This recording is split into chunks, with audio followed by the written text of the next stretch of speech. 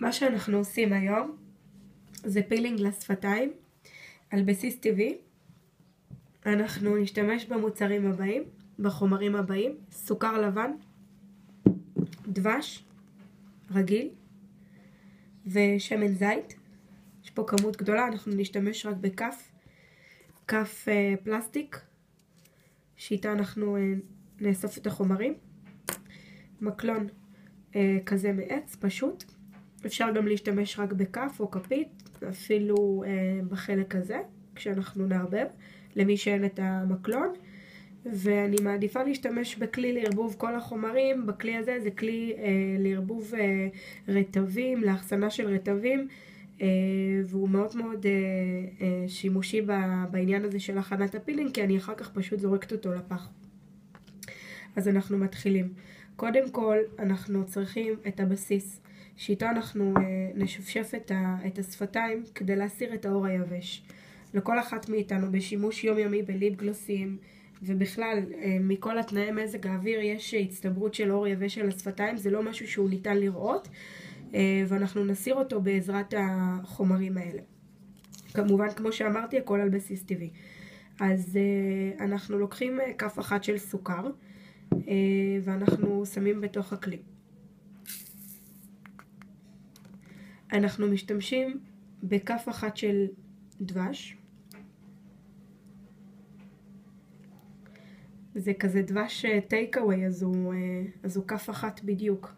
אני לא רוצה ככה להביא את כל הצנצנת. כף אחת של דבש. נותנים לה הכל לנזול. וכף אחת או 2 כפות של שמן זית. אנחנו נשתמש בשתי כפות. אוקיי. זה מה שנוצר לנו כרגע. אנחנו נצטרך לערבב את הכל.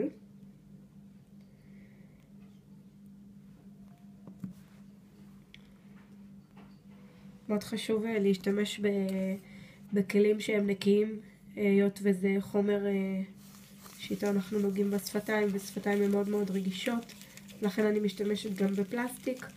אנחנו פשוט מאוד מערבבים את הכל בצורה שכזו.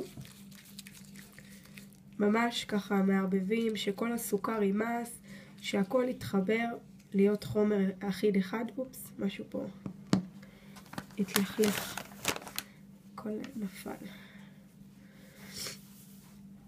אז אנחנו ככה מערבבים את הכל לעיסה אחת. הסוכר מתחיל להתקשות, חשוב כל הזמן לערבב עד שמגיעים לגוון אחיד כזה.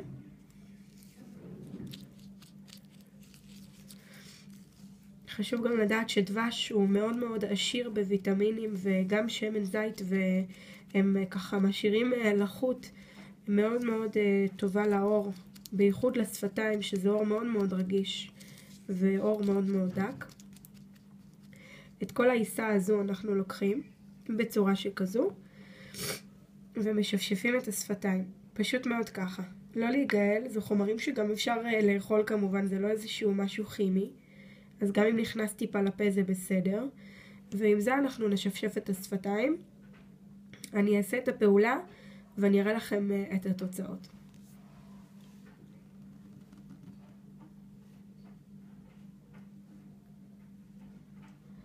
משפשפים בקלות ומרגישים כבר איך השפתיים מקבלות ככה גוון אדמדם, וכל השאריות של האור כבר אתם רואים על האצבע שאיתה אנחנו משפשפים את השפתיים עם החומר.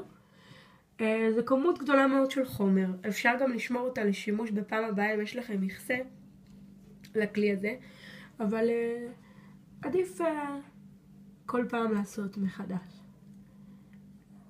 אפשר לחזור על הפעולה פעמיים בשבוע.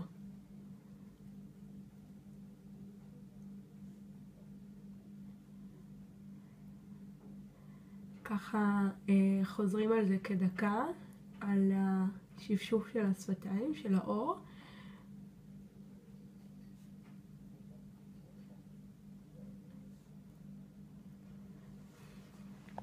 בצורה שכזו.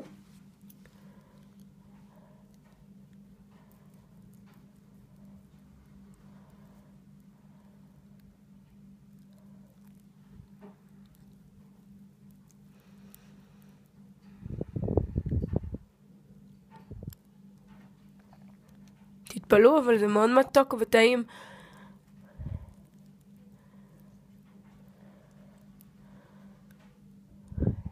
נראה כאילו שמתי ליפ גלוס.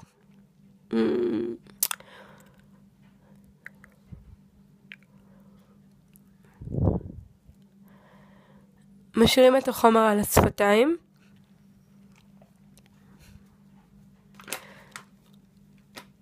ולאחר מכן מנגבים. אפשר להשתמש במגבון לח.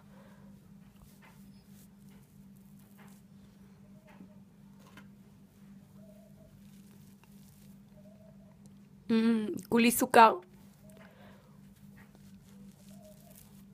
זה קצת ככה מלכלך, אבל תאמינו לי שזה שווה את זה.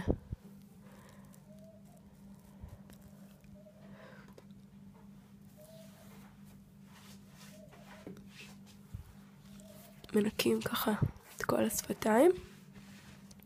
עוברים על הפעולה שוב ושוב עם המגבון. בכל זאת, מדובר בדבש, סוכר, דברים שנדבקים.